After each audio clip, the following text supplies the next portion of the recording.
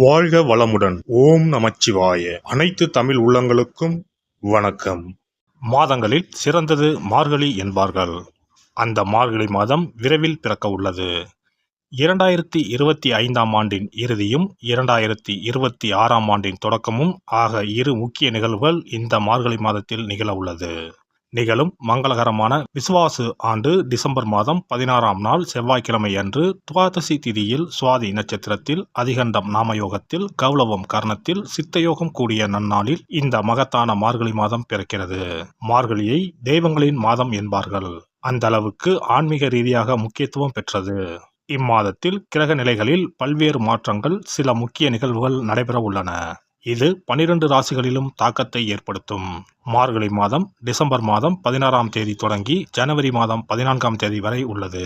இம்மாத கிரகநிலை என எடுத்துக்கொண்டால் குரு பகவான் மிதுன ராசியில் வக்ரகதியில் உள்ளார். கேது பகவான் சிம்ம ராசியில் உள்ளார். புதன் மற்றும் சுக்கிர பகவான் விருச்சிக ராசியிலும், சூரியன் மற்றும் செவ்வாய் பகவான் தனுசு ராசியிலும் உள்ளார்கள்.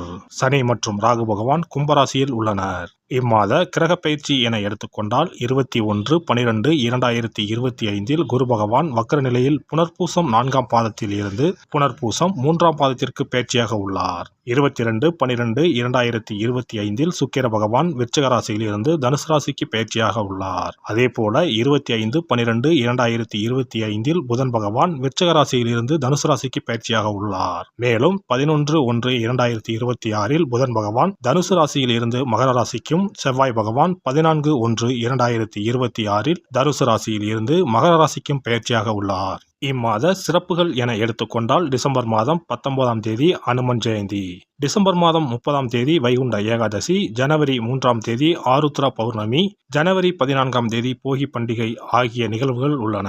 பொதுவாகவே மார்கழி மாதம் முழுவதுமே விசேஷம்தான். இந்த வருடம் வரும் மார்கழி கூடுதல் முக்கியத்துவம் பெறுகிறது. பிறக்கப் போகும் இந்த மார்கழி மாதத்தில் உங்கள் வாழ்வில் வளமும் நலமும் செல்வ செழிப்பும் பெற்று வாழ்வில் உயரிய நிலையை அடைய எல்லாம் வல்ல எம்பெருமானை வேண்டி விரும்பி கேட்டுக்கொள்கிறேன். மேசராசி அன்பர்களே, மார்கழி மாத கிரக நிலைகளை ஆராய்ந்து பார்க்கும் பொழுது மாத தொடக்கத்தில் லாபஸ்தானாதிபதி சனி பகவான் லாபஸ்தானத்திலேயே சஞ்சரிக்கிறார். இதனால் பொருளாதார பற்றாக்குறை அகலும். புதிய முயற்சிகளில் ஈடுபட்டு வெற்றி காண்பீர்கள். கொடுக்கல் வாங்கல் நல்லபடியாக அமையும். பூர்வ புண்ணிய ஸ்தானத்தில் கேது பகவான் சஞ்சரிக்கிறார். பூர்வ புண்ணிய ஸ்தானாதிபதி சூரியனும் உங்கள் ராசிநாதன் செவ்வாயும் இணைந்து சஞ்சரிப்பதால் இம்மாதம் இனிய மாதமாகவே அமையும். மார்கழி 6ஆம் தேதி மிதுன ராசிக்கு குரு வக்ர இயக்கத்தில் செல்கிறார். அப்பொழுது அவரது பார்வை பதியும் இடங்கள் பலம் பெறுகின்றன. இதன் விளைவாக கல்யாண கனவுகள் நனவாகும். நீண்ட நாட்களாக பேசி பேசி கைவிட்டு போன வரன்கள் இப்பொழுது மீண்டும் வரலாம். அவற்றை பரிசீலனை செய்து தகுந்த வரனை தேர்வு செய்ய உகந்த நேரம் இதுவாகும். தந்தை வழியில் இருந்த பிரச்சனைகள் அகலும். தடைப்பட்ட காரியங்கள் தானாக முடிவடையும். முந்தைய காலத்தில் நடைபெறாத சில காரியங்கள் இப்பொழுது படிப்படியாக நடைபெற தொடங்கும். பாக பிரிவினைகள் சுமூகமாக முடியும். பொருளாதார நிலை உயர வெளிநாடு செல்ல நினைத்தவர்களுக்கு நல்ல நிறுவனங்களில் இருந்து அழைப்புகள் வரலாம். ஏழரை சனி தொடங்க இருப்பதால் சுய ஜாதகத்தின் பலம் அறிந்து ஏற்றுக்கொள்வது நல்லது. மார்கழி மாதம் 7ஆம் தேதி தனுசு ராசிக்கு சுக்கிரன் செல்கிறார். உங்கள் ராசிக்கு 2, 7 ஆகிய இடங்களுக்கு அதிபதியானவர் சுக்கிர பகவான். அவர் பாக்கியஸ்தானத்திற்கு வரும் இந்த நேரத்தில் பொன் பொருள் சேர்க்கை ஏற்படும். வீட்டிற்கு தேவையான விலை உயர்ந்த பொருட்களை வாங்கி மகிழ்வீர்கள். அள்ளி கொடுக்கும் சுக்கிரன் நல்ல இடத்திற்கு வருவதால் எல்லா வழிகளிலும் நன்மை கிடைக்கும். குறிப்பாக பொருளாதார நெருக்கடி அகலும். உத்தியோகத்தில் உயர் பதவிகளும் ஊதிய உயர்வும் கிடைப்பதற்கான அறிகுறிகள் தென்படும். நல்ல சந்தர்ப்பங்கள் நாடி வரும் நேரம் இதுவாகும். மார்கழி மாதம் 10ஆம் தேதி தனுசு ராசிக்கு புதன் பகவான் செல்கிறார். உங்கள் ராசிக்கு 3, 6 ஆகிய இடங்களுக்கு அதிபதியானவர் புதன் பகவான். அவர் 9ஆம் இடத்திற்கு வரும்பொழுது உடன்பிறப்புகள் வழியில் ஒரு நல்ல தகவல் கிடைக்கும். குடும்பத்தில் ஒன்றுக்கும் மேற்பட்டவர்களுக்கு நல்ல வேலை கிடைத்து அதன் மூலம் உதிரி வருமானம் பெருகும். மார்கழி 27ஆம் தேதி மகரத்திற்கு புதன் பகவான் செல்கிறார். 6க்கு அதிபதி 10ஆம் இடத்திற்கு வரும் இந்த நேரம் நல்ல நேரம்தான். தொழில் வளம் மிக சிறப்பாக இருக்கும். தொல்லை தந்தவர்கள் விலகிச் செல்வார்கள். நல்ல காரியங்கள் இல்லத்தில் நடைபெற வழி பிறக்கும். உத்தியோகத்தில் உள்ளவர்கள் விருப்ப ஓய்வில் வெளிவந்து சுய தொழில் தொடங்கும் முயற்சியில் ஈடுபட நேரிடும். பங்காளி பகை மாறும். மார்கழி 30ஆம் தேதி மகர ராசிக்கு செல்லும் செவ்வாய் பகவான் அங்கு உச்சம் பெறுகிறார். ராசிநாதன் செவ்வாய் உச்சம் பெறும் நேரம் இதுவாகும். இது ஒரு அற்புதமான நேரமாகும். எந்த செயல் செய்தாலும் அதற்கான முயற்சிகளில் வெற்றி கிடைக்கும். இடம் வாங்குவது, பூமி வாங்குவது போன்றவற்றில் ஆர்வம் கூடும். உடன்பிறப்புகளும் உடன் இருப்பவர்களும் உறுதுணையாக நடந்து கொள்வார்கள். கடன் சுமை குறையும். தைரியமும் தன்னம்பிக்கையும் அதிகரிக்கும். புதிய திட்டங்கள் தீட்டி வெற்றி காண்பீர்கள். பொது வாழ்வில் இருப்பவர்களுக்கு புதிய பொறுப்புகள் கிடைக்கும். வியாபாரம் மற்றும் தொழில் செய்பவர்களுக்கு எதிர்பார்ப்புகள் நிறைவேறும். உத்தியோகத்தில் உள்ளவர்களுக்கு கேட்ட சலுகைகள் கிடைக்கும். கலைஞர்களின் எண்ணம் எளிதில் வெற்றி பெறும். மாணவ மாணவிகளுக்கு படிப்பில் அக்கறை கூடும். பெண்களுக்கு திருமண முயற்சி கைகூடும். திடீர் மாற்றம் உருவாகும். இம்மாதம் குரு பகவானின் வழிபாடு குதூகலம் வழங்கும். பண தேவையை பூர்த்தி செய்யும் நாட்கள் டிசம்பர் 20, 21, 26, 27, ஜனவரி 1, 2, 5, 6. மகிழ்ச்சி தரும் வண்ணம் சிகப்பு. சிறப்பு தொகுப்பு. வெற்றிகள் குவிய விஷ்ணு வழிபாடு. ரொக்கத்திற்கு முக்கியத்துவம் கொடுக்கும் நாம் சொர்க்கத்திற்கும் முக்கியத்துவம் கொடுக்கும் விழாவை கொண்டாட வேண்டும். அந்த விழா இந்த மார்கழி மாதம் வருகிறது. திருப்பதி, திருவரங்கம் உள்ளிட்ட விஷ்ணு ஆலயத்தில் நுழைய லட்சக்கணக்கான மக்கள் காத்திருப்பார்கள். அதேபோல திருக்கோஷ்டியூர், உப்பிலியப்பன் கோவில், திருமோகூர் போன்ற உலகத்தில் உள்ள சகல விஷ்ணு ஆலயங்களிலும் ஏகாதசி விழா உற்சவம் சீரும் சிறப்புமாக நடைபெறும். இந்த கண்கொள்ளா காட்சியை கண்டு மகிழ்ந்தால் பொன்னும் பொருளும் போற்றுகின்ற செல்வாக்கு இன்னும் உயரும்.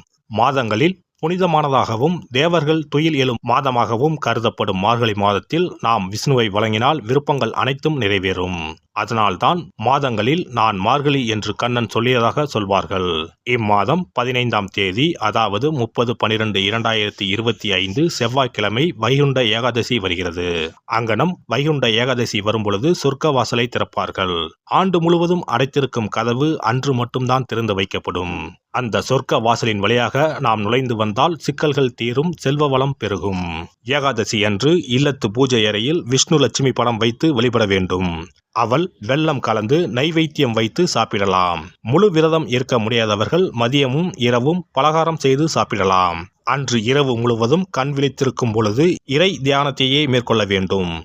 மறுநாள் அதிகாலையில் சூரியன் உதிக்கும் முன்னதாக நீராடி பச்சரிசி சோறு, அகத்திக்கீரை, நெல்லிக்காய், கருணைக்கிழங்கு, புளிக்குழம்பு சாப்பிடுவது நல்லது. அகத்திக்கீரையும் நெல்லிக்காயும் உணவில் சேர்த்துக் கொள்வது அவசியமாகும். இந்த மார்கழி மாதத்தில் கன்னிப் பெண்கள் அதிகாலையில் எழுந்து நீராடி வீட்டின் முன்பக்கத்தில் கோலமிட்டு அதன் மத்தியில் மஞ்ச வண்ண பூ வைத்தால் மங்களம் உண்டாகும். பரங்கி பூவை வைத்து அழகுபடுத்துவது கண்கொள்ளா காட்சியாகும். கிருமி நாசினியாக சாணத்தின் மீது அதை பதித்து வைத்திருப்பர். மங்களம் நடைபெறுவதற்காக மஞ்சள் வண்ண பூவை வீட்டு கோல மத்தியில் வைப்பது வழக்கம். குனிந்து அமர்ந்து நிமிர்ந்து கோலம் போடும் பொழுது விரல்களுக்கு மகிழ்ச்சி கிடைக்கிறது. சிறந்த யோகப்பியாசம் ஏற்படுவதாக கூறுவார்கள். இந்த வழிபாட்டின் மூலம் மனநலமும் உடல் நலமும் சீராகிறது. பிரம்ம முகூர்த்தத்தில் எழுந்து ஓசோன் என்ற காற்று மண்டலத்தில் உள்ள காற்று நம் மீது பதிவதால் ஆரோக்கியம் மேம்படுகிறது. திருப்பாவை, திருவெம்பாவை பாடி வழிபாட்டை மேற்கொண்டால் திருமணம் கைகூடும். அதிகாலையில் இறை நாமத்தை உச்சரிப்பதன் மூலம் அனைத்து நலன்களும் கிடைக்கும். இப்படிப்பட்ட சிறப்பு வாய்ந்த மார்கழி மாதத்தில் ஏகாதசி விரதத்தை இனிதே கடைபிடித்து பார்க்கடலில் துயிலும் பரந்தாமனை வழிபட்டால் வாழ்க்கை வளமாகும், வளர்ச்சியும் பெருகும், வருங்காலம் நலமாகும், வருமானம் திருப்தி தரும். விஷ்ணுவை வழிபட்டு அவரது துணையாக விளங்கி செல்வத்தை நமக்களிக்கும் லட்சுமியின் சன்னதிக்கு சென்று லட்சுமி வருகை பதிகம் பாடினால் அந்த தேவி இல்லம் தேடி நமக்கு அல்ல அல்ல குறையாத செல்வத்தை வழங்குவாள். அஷ்டலட்சுமியின் படத்தை விஷ்ணு லட்சுமி படத்துடன் பூஜை அறையில் வைத்து வழிபடுவது நல்லது. லட்சுமிக்கு பாடல் படித்து வழிபடும் போது வருகை பதிகம் பாட வேண்டும். அன்றைய தினம் அவள் நைவேத்தியம் செய்து தேவியை வழிபட்டால் உங்கள் ஆசை பூர்த்தியாகும். நமக்கு வாழ்வில் ஏற்படும் இன்னல்கள் அகன்று இனிய பலன் கிடைக்கும். எல்லாம் வல்ல இறையருளால் நீங்களும் உங்கள் அன்பு குடும்பமும் உடல் நலம், நீலாயுள், நிறை செல்வம், உயர் புகழ், மெய்ஞானம் ஓங்கி வாழ்க வளமுடன். இந்த வீடியோ பதிவு உங்களுக்கு பிடித்திருந்தால் லைக் பண்ணுங்க, கமெண்ட் பண்ணுங்க, ஷேர் பண்ணுங்க, மறக்காம சப்ஸ்கிரைப் பண்ணுங்க, பக்கத்துல இருக்கிற பெல் பட்டனை கிளிக் பண்ணுங்க. நன்றி, வணக்கம். ஓம் நமச்சிவாய. சிவாய நம.